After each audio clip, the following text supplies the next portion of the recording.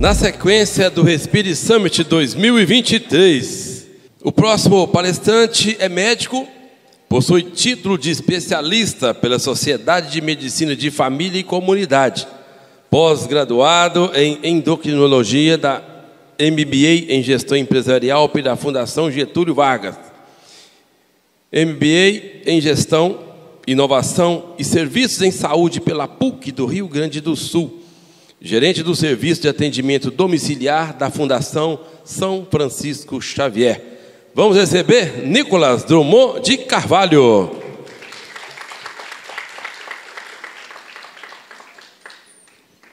Bom dia, pessoal. Vou ligar aqui o cronômetro para não passar do horário aqui, né? Então, estava vendo a palestra do colega aqui, do Igor, e aí o Geraldo foi em cima, né? Porque se eu fizer um negócio desse lá na fundação, colocar um pregador de roupa, segurar uma bolsa de sangue, alguém tirar uma foto e botar na internet, eu tomo um processo. São realidades diferentes, né, gente? Mas parabenizo o trabalho do Igor, fantástico. E o que o Norberto falou, né? Faz a gente repensar, né? Às vezes a gente quer fazer o bem para as pessoas, a gente tem muito paciente judicializado, e as pessoas judicializam, assim, por coisas, às vezes, banais, né? Então, isso dificulta muito o processo de cuidado, tá? Bom, eu vou trazer uma outra realidade aqui para vocês, vou falar um pouquinho aqui do serviço privado, né? Assistência domiciliar e DESOSP, né, uma experiência do serviço privado. Eu estou na fundação aí há 10 anos, como gestor do serviço de atenção domiciliar há 3 anos. Lá eu sou gestor da atenção primária, do serviço domiciliar e da promoção da saúde. Então, a gente entende que está tudo dentro de uma linha de cuidado, né?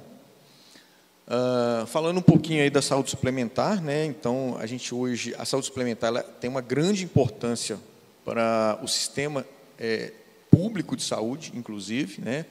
A gente conta aí com quase 50 milhões aí, de usuários de plano de saúde, isso representa 23% da população. Isso amplia o acesso, né? Inclusive, para as pessoas, potencializa o serviço público, né? A gente contribui aí com uma diminuição, né, da sobrecarga de leitos hospitalares, sem dúvida nenhuma. E temos um grande desafio de sustentabilidade, né? Sustentabilidade do sistema. Pós-Covid, então, esse desafio triplicou, né? As contas assistenciais, hospitalares, elas aumentaram. A própria sinistralidade do plano de saúde está batendo recordes aí, e com a gente aqui não é diferente, né?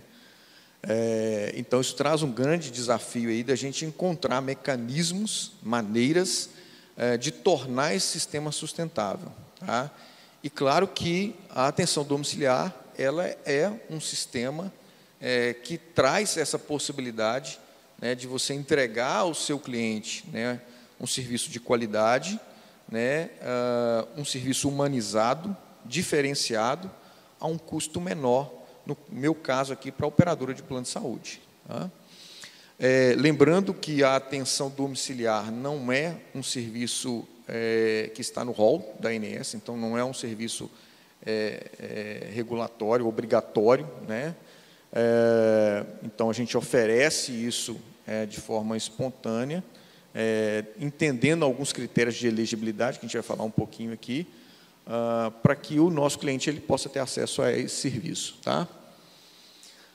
Bom, modelo hospitalocêntrico e o modelo de transição de coordenação de cuidado.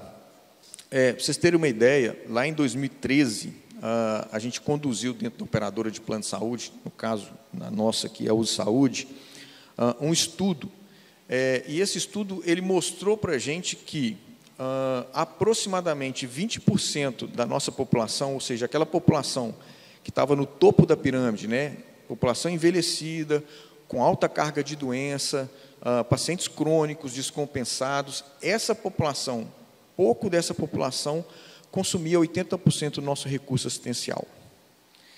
E aí, assim, a gente precisava fazer alguma coisa, né, procurar um modelo assistencial para mudar essa situação, porque senão a gente não conseguiria ter sustentabilidade do negócio nos próximos anos.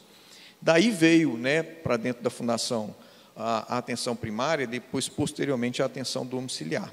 O que a gente observou nesse modelo, né? Um modelo hospitalocêntrico, um modelo centrado aí, no cuidado hospitalar, né, centrado na doença, um modelo fragmentado, um modelo que não tinha uma coordenação de cuidado, de alto custo, porque o hospital ele traz alto custo, né, o investimento é muito alto. Norberto trouxe aqui quanto custa o valor de uma diária de leito de UTI, e a gente tirar esse paciente da UTI, levar esse paciente para casa, o custo ele é muito menor, né? E aí esse modelo hospitalocêntrico, né, hierarquizado, com foco na doença ali, não humanizado, é ainda um modelo muito vigente, tá? Mas a gente entendeu que a gente precisava mudar, porque se a gente não fizesse essa mudança, a gente não conseguiria chegar numa possível sustentabilidade, tá? Esse modelo, né, ele tem as suas limitações, como eu falei, um alto custo, né, superlotação, né, pouco giro de leito hospitalar, né, e aí entra uma questão cultural também, né, muitas vezes o paciente, a própria família entende, né, da forma deles ali, que o hospital é o melhor local de cuidado, que o hospital é onde o paciente vai estar mais bem atendido, mais bem acolhido, mais bem direcionado, e a gente entende que não é a verdade, né? Então, o Igor trouxe aqui vários exemplos de fotos aqui, que são marcantes, né? O neto lá beijando a testa do avô, da avó, isso você não tem hospital, você não tem uma cama de casal no hospital. Então, assim, isso tudo precisa ser levado em consideração quando a gente está falando de transitar esse paciente para o seu domicílio, tá? Então, a gente observa reinternações frequentes nesse modelo, despersonalização do cuidado, um cuidado não humanizado, não próximo da necessidade do paciente, muito focado realmente na doença, né? Focado em procedimentos, focado em fragmentação, vários especialistas ali vendo aquele doente, aquele paciente. E aí a gente entende, né, que o nosso paciente ele tem na sua fase de vida, na sua jornada, todos nós temos uma jornada, desde o nascimento até o nosso fim aí da nossa estrada aqui.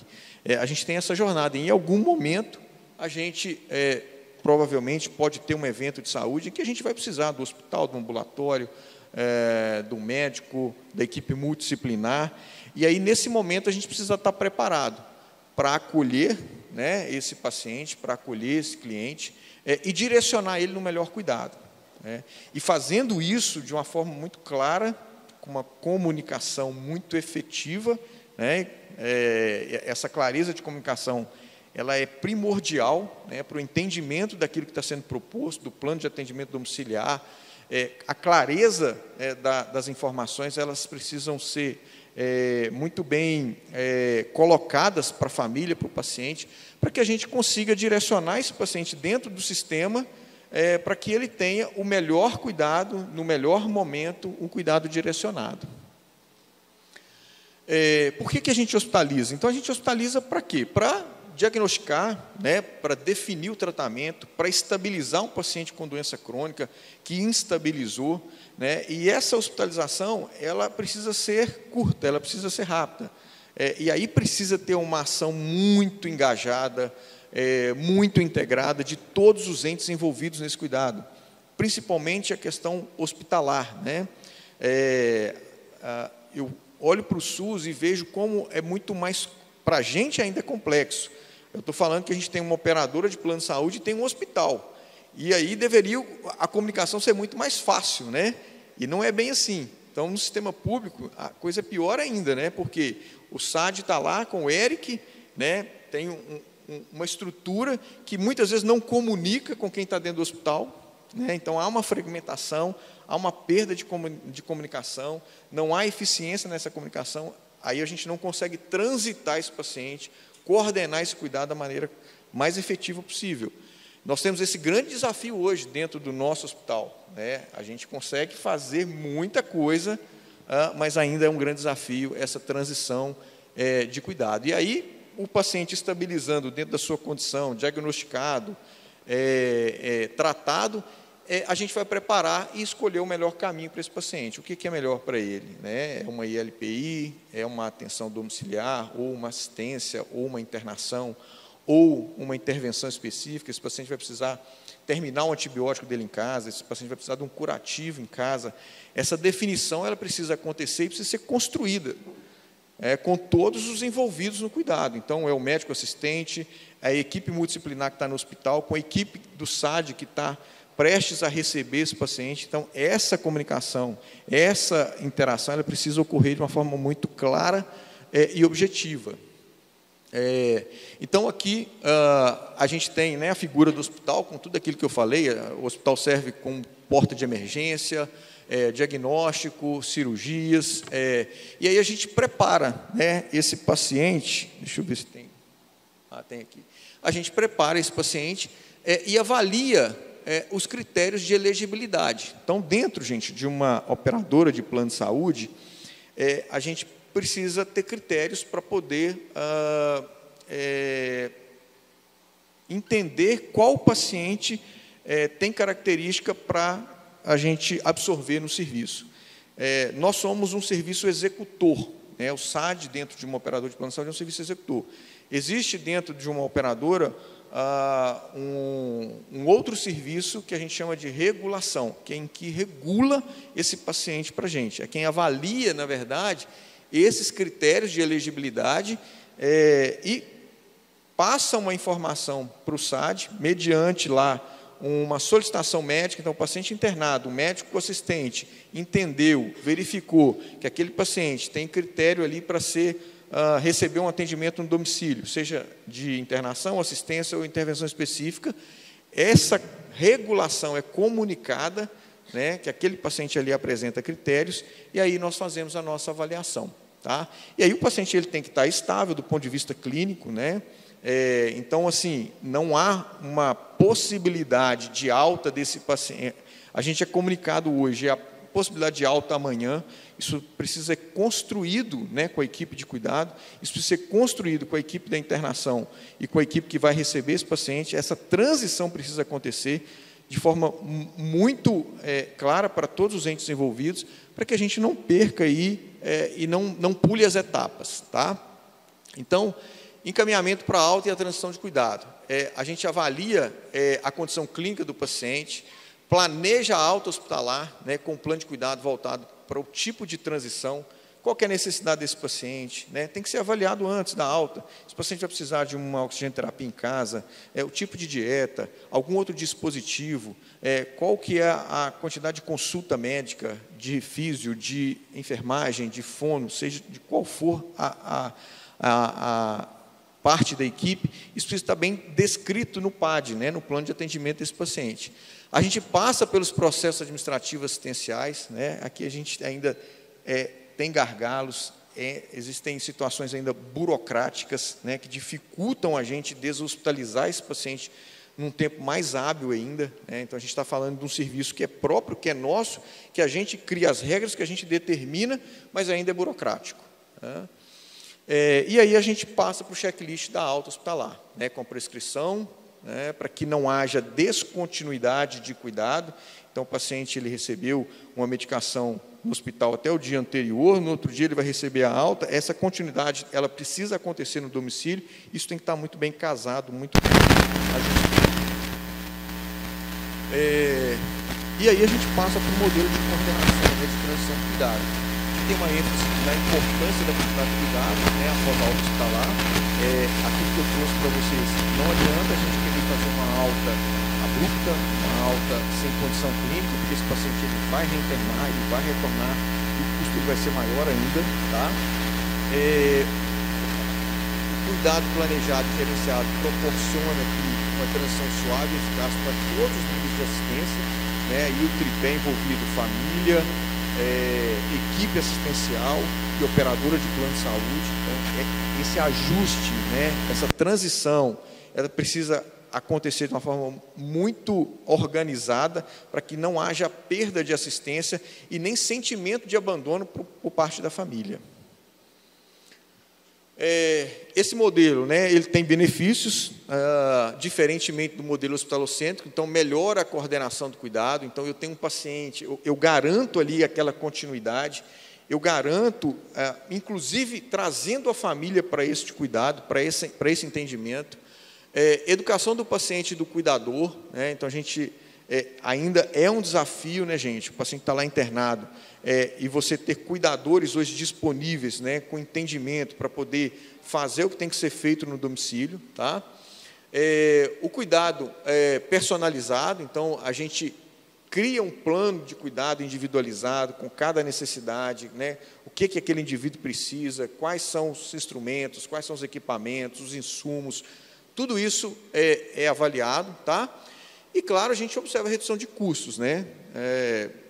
Eu vou trazer alguns dados para vocês no final aqui, para vocês verem um pouquinho, né, dessa redução. A gente fala que o SAD, né, tanto o SAD quanto a atenção primária, é custo evitado, né? Então, a gente evita um custo maior ali quando a gente faz todas essas intervenções. E satisfação do paciente, né? Estou em casa, estou sendo tratado da melhor forma possível, perto das pessoas que eu amo, das pessoas que eu gosto. E a desosp, né? Aí eu começo esse slide aqui dizendo que deshospitalização não é uma opção, né, como a NEAD coloca, é uma necessidade, a gente precisa deshospitalizar. Mas essa deshospitalização tem que ocorrer, né, em tempo oportuno, reduzindo aí, né, o tempo de ambiente de internação hospitalar, um tratamento em casa adequado, né, com o quadro clínico estabilizado, e viabilizar essa transição para outras formas aqui de cuidado, né? E aí a gente está falando da assistência mesmo domiciliar, seja ela internação, assistência ou a própria intervenção específica, tá? Então, aqui, só para citar para vocês, né, as fases da desosp que a gente tem dentro da operadora hoje. Então, definição da data provável da alta, manutenção do plano de cuidado terapêutico, né, definição dos recursos que vão ser necessários para a gente fazer essa desosp, alinhamento do plano terapêutico com a equipe, né, e com a família, tá? Preparação e transição de forma a evitar a descontinuidade do cuidado nas prescrições e dos tratamentos, e monitoramento após alta aí.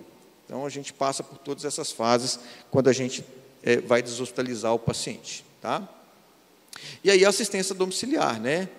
Eu falei aqui para vocês, essa assistência que possibilita essa deshospitalização, essa assistência a gente tem nas modalidades intervenção específica, assistência domiciliar, internação domiciliar, e vai depender da característica do paciente, do cliente, qual que é a necessidade dele naquele momento ali. Deixa eu andar aqui que eu já estou no limite. Os requisitos, né? Então, a gente tem uma indicação médica, igual eu expliquei, uma triagem pelo convênio, que passa lá pela regulação, uma avaliação do paciente, né, que atinge os critérios de elegibilidade, a construção do plano de atendimento domiciliar, e a gente observa as legislações que são aplicáveis a cada caso, né? E assim, hoje a gente está muito mais ativo no processo de desosp, e a gente conseguiu com isso diminuir muito consideravelmente o nosso número de judicialização, né, porque a gente passa a oferecer, antes que o paciente tenha que nos cobrar na justiça, tá? E aqui, para finalizar, trazendo um pouquinho dos nossos números, hoje a gente tem equipes do SAD, né, da Fundação, aqui no Vale do Aço, e temos uma equipe também na cidade de Santos, em São Paulo, que a gente tem operação lá. Então, o ano passado aí, a gente registrou mais de 77 mil atendimentos no ano, mais de 1.000 pacientes atendidos no ano, 47 mil, quase 48 mil consultas multidisciplinares, quase 28 mil intervenções específicas. Tempo médio, isso aqui, gente, é espetacular para a implantação do SAD, de um dia. Então, assim, a gente precisa de um dia para implantar, tá?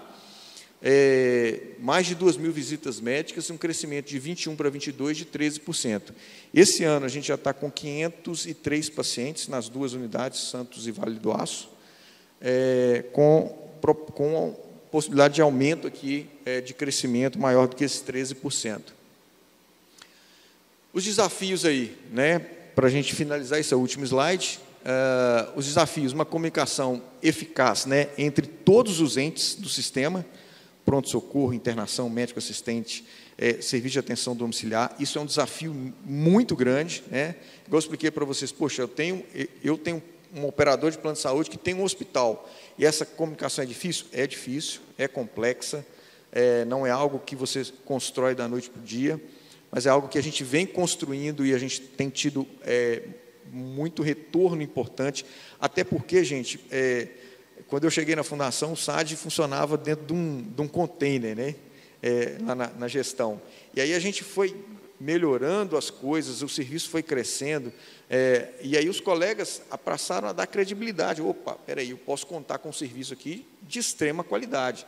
Então, hoje o médico na fundação, ele tem condição, ele tem tranquilidade de solicitar o serviço de atenção domiciliar, porque ele sabe que vai ser um serviço prestado de altíssima qualidade. Eu acabei não falando nos resultados, mas a gente hoje tem 2 protocolos que a gente desenvolveu junto com o pronto-socorro do Hospital Márcio Cunha, que a gente chama de protocolo de deshospitalização do agudo, um protocolo de infecção urinária e de pneumonia. A gente diagnostica a pneumonia e a infecção urinária no pronto-socorro, a gente entende que aquele paciente ali não teria um critério de internação, né? Normalmente seria internado, né, pelo colega médico. A gente envia esse paciente, ele toma a primeira dose de antibiótico no pronto-socorro, vai para casa, a equipe do SAD assume as outras doses de antibiótico em casa, e a equipe da atenção primária acompanha esse paciente caso haja qualquer alteração no quadro clínico do paciente. Esse protocolo a gente iniciou em agosto de 2022, de agosto de 2022 até junho de 2023, a gente já teve uma redução de quase R$500 mil no custo assistencial desses pacientes. Uma indicação médica para a transição do cuidado, né, no tempo certo e segura, tá? Essa construção aqui que eu estou falando, né, de dentro do hospital, com o médico assistente, cuidados, cuidador, né, pessoa capacitada para desenvolver o papel fundamental. Então, o cuidador hoje é um grande desafio, a gente ter essa pessoa para fazer esse tipo de serviço, tá? E de transição, nos ajudar nessa transição, tá? A residência do paciente, né, livre de risco, o paciente e a equipe, eles precisam ter essa segurança, precisam ter essa tranquilidade. Falar livre de risco é muita presunção, mas a gente precisa diminuir, né, mitigar o risco o máximo possível quando a gente leva esse paciente para o domicílio, tá? Qualificação dos prestadores, né, do serviço pós-alta hospitalar. Hoje a gente tem mais de 400 colaboradores dentro dos 2 serviços de atenção domiciliar. Então, isso envolve muita gente, muito prestador terceiro, que a gente precisa qualificar essa ação, né, porque a gente também tem a resposta e retorno naquele cuidado. A gente está assumindo a responsabilidade, estamos tirando o paciente dentro do hospital. Poxa, nós temos que garantir que esse cuidado seja muito efetivo lá no domicílio, né? Remuneração, né, de acordo com essa qualificação, e adotar mecanismos que permitam acompanhar os desfechos clínicos estabelecidos no plano de cuidado. E aqui entra aquilo que o Norberto trouxe no final da apresentação dele, que é a tecnologia, né, e os indicadores de desfecho, indicadores de processo, que também são importantes, e o uso da tecnologia para nos ajudar nisso, tá? Agradeço aí a oportunidade na pessoa do Flaviano, né, e estou aí aberto aí, caso alguém tenha alguma dúvida.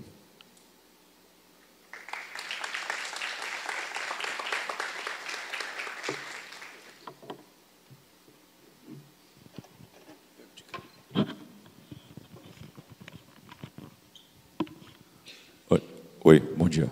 Nicolas, obrigado pela presença, pela explicação. Eu queria te fazer uma pergunta no sentido assim, o que você vê de oportunidade de melhoria no serviço que você tem em relação a esse ecossistema, vamos chamar assim, da saúde domiciliar, né? Esses gargalos de melhorias, de comunicação, de tecnologia, de treinamento, capacitação, esse fluxo hospital, domicílio. Quais seriam as oportunidades que você vê assim, mais eminentes que precisam melhorar nos serviços em geral, né? Do SAD, da deshospitalização, do que você gerencia hoje, assim, onde você identifica os gargalos, assim, cara, eu acho que era necessário melhorar muito a comunicação, que eu vejo, eu acho que é necessário melhorar a tecnologia para a família me informar mais do que está acontecendo no domicílio. O que você identifica lá no seu serviço? Hoje, dentro do serviço que eu gerencio, Flaviano, para mim, 2 pontos importantes. Primeiro, a comunicação com a equipe hospitalar, porque ali é que nasce a indicação, é ali que vem o paciente, a gente capta o paciente daquele momento ali. E aí, assim, talvez formação do profissional médico, dos profissionais da equipe multi que atende esse paciente dentro do hospital, é um ponto a ser discutido, sabe? Mas essa comunicação ela precisa ser efetiva. Eu falo por quê? Essa semana a gente fez uma reunião com a equipe do hospital, lá no Hospital Márcio Cunha tem equipe de hospitalista, que fica responsável por acompanhar esse paciente, além do médico assistente, e é muito claro o desconhecimento dos colegas, né, daquilo que pode ser feito. Então, assim, fica muito claro para mim que precisa existir uma educação continuada, né, dentro desse ecossistema, para que as pessoas entendam que existe um serviço de ponta que é capaz de suprir o cuidado que está sendo oferecido ali no hospital, com todo o recurso, com toda a qualidade necessária no domicílio, e que esse colega tem a garantia, né, que o hospital tem a garantia de que não vai ter prejuízo nessa assistência. Tá? Esse, para mim, é um ponto. O outro ponto se chama regulação. É um outro gargalo. Por quê? Porque a gente mesmo cria burocracias. Né? Exemplo, pronto-socorro, protocolo de infecção urinária. Cara, no início eu tinha que pegar uma autorização da regulação para fazer um antibiótico no sujeito que estava dentro do pronto-socorro. 3 horas da manhã o cara chegou lá. Eu tenho que esperar até outro dia para pegar a autorização para liberar esse antibiótico? Não faz sentido. Então, essa liberação ela tem que ser imediata. Né? Não tem que ter autorização para isso.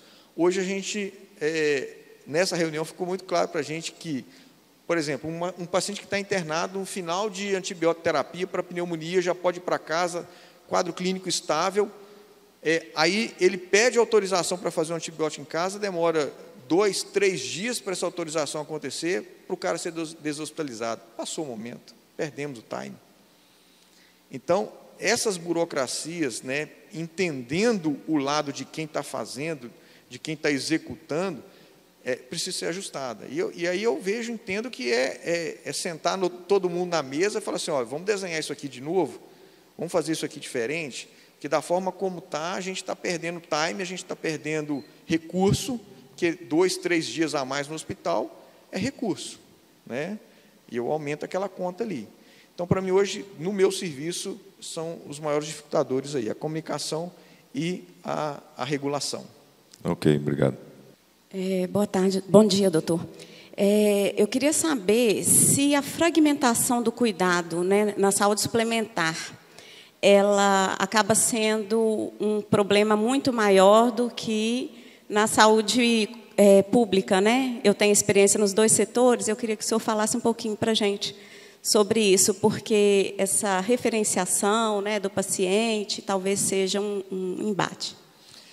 Então, olha, falar de fragmentação é um negócio, eu gosto muito, porque eu sou médico de família, de formação, gerencio um serviço de atenção primária da Fundação também, que para a gente é o maior serviço de atenção primária do Brasil, a gente tem 42 mil vidas dentro do serviço, é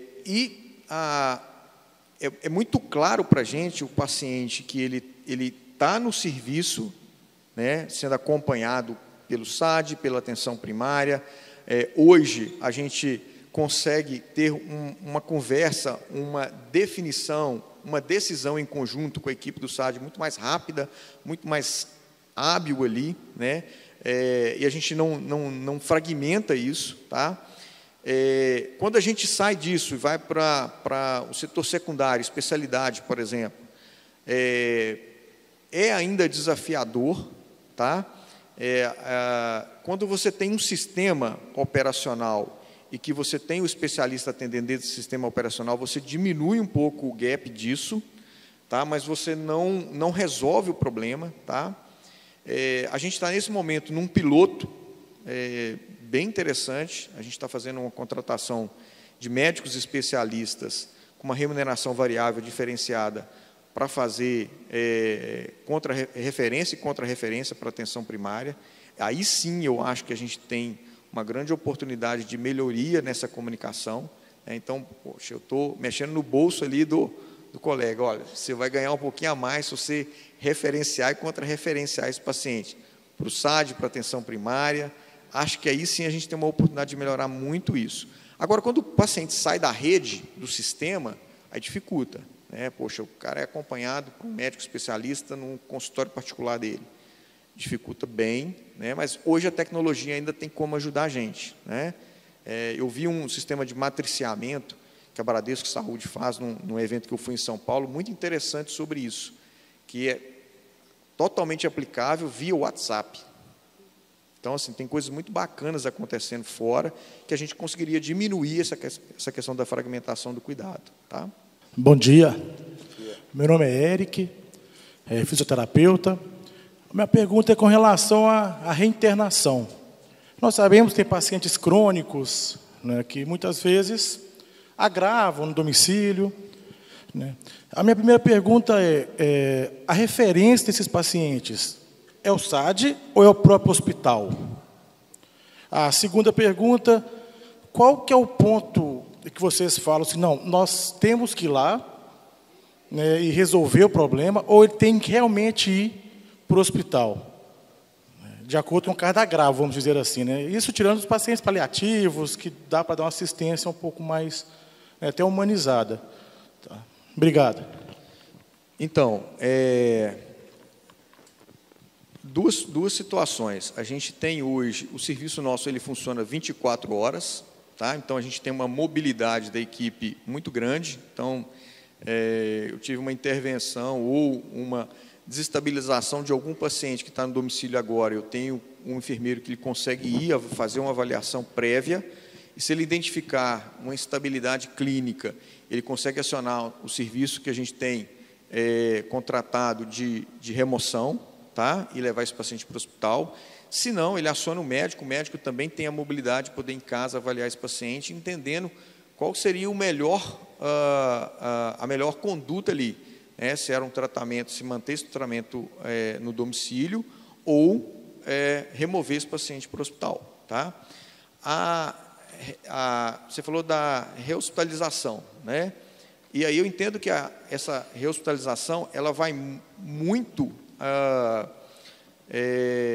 no processo da alta desse paciente. Então, a gente tem que ter um cuidado no processo da alta desse paciente, para que esse paciente ele saia realmente de alta com condição clínica favorável, para que não haja uma rehospitalização nas próximas 24, 48 horas.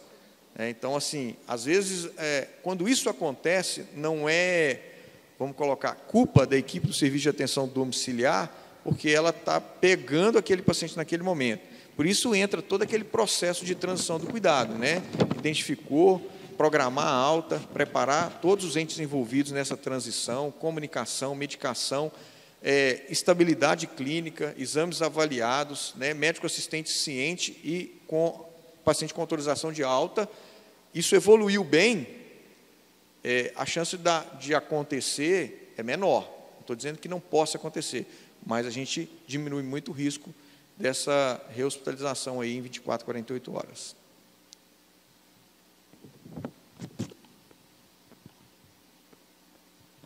Bom dia, doutor. Eu sou fisioterapeuta da Prefeitura Municipal de São João do Oriente. Eu faço atendimento dos pacientes domicilizados, Hoje, lá dentro da Prefeitura, e nos atendimentos decorrentes que a gente faz, eu vejo que há muita dificuldade da interação, porque quando o paciente sai do hospital, que vai para o domicílio, vai com os encaminhamentos, mas não vai com não há interferência e também não há comunicação do hospital com o município para poder melhorar aquele atendimento. Isso que eu vejo, assim, alguma coisa que consiga melhorar isso? Então, a gente tem a comunicação dentro do setor privado. Ela é falha, existem desafios, oportunidades, sim. Mas eu também trabalho no serviço público aqui de Patinga, né, inclusive dentro do hospital em que tem paciente internado. E o que você está me falando, eu vejo isso também acontecer na prática do dia a dia. Né? Como resolver isso? Entendo que precisam ter políticas públicas, né, voltadas para o serviço de atenção domiciliar, com estruturação do serviço, para que possa acontecer isso, né? E aí precisa haver criação de protocolos, de fluxos, né? De como transitar esse paciente do hospital para o serviço de atenção domiciliar. Então, precisa haver uma construção disso, né, para que isso aconteça, né? E Patinga não é diferente do que você está me falando. A gente sofre com isso também, porque a gente não tem fluxos definidos, né? A própria equipe do SAD também não tem uma capacidade de absorção, né, de todos esses pacientes que teriam indicação de sair do hospital e ir para o domicílio, num cuidado específico lá no domicílio. Então, precisa de reestruturar a equipe? Talvez sim. Então, o debate ele é mais amplo, né, do que somente uma construção de protocolo e fluxo. Tá? Sou o Dr. Nicolas, sou médico de família e comunidade, né, sou gestor da Fundação São Francisco Xavier, né, da atenção primária e cuidados complementares, que envolve o serviço de atenção domiciliar. Estou aqui no evento da Respire, né, um evento muito bem organizado, né, com um tema extremamente importante, que é a assistência domiciliar e a deshospitalização. A gente está vivendo momentos difíceis, né, complexos, no que diz respeito à sustentabilidade do sistema de saúde, e nada mais importante do que um tema desse, né, que vem aí para mudança de modelo assistencial, né, mudança de modelo de prestação de serviço no cuidado do paciente, né, com o objetivo de entregar ao paciente, ao cliente, uma possibilidade de cuidado fora do ambiente hospitalar, gerando para ele qualidade nessa assistência e trazendo também para os entes envolvidos diminuição nos custos assistenciais. Então, parabenizo mais uma vez aí toda a equipe organizadora por esse evento importante, maravilhoso e muito bem organizado. Muito obrigado.